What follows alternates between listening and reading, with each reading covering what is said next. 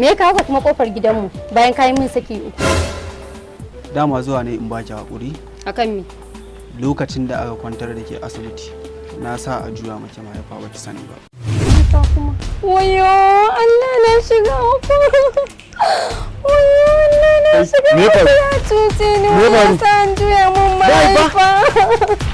Kai, kai wani irin dan abun mahaukaciya ne? Ga saki uku, ga juya mahaifa? Dakata, Mahaifar ɗan tawa za ka juya? An shi nan. Me a nan din? An shi nan mana. An shi mana. Me a nan din? Karɓo mana. Miliyan 100 ce.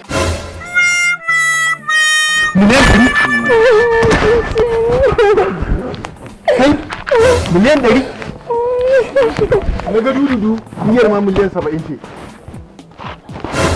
Allah wuce mu je. To ko kashe ta kai a kwancan ne. Wuce mu je. Akwai kanwata ita ma ka kashe ta ka kawo miliyan 100.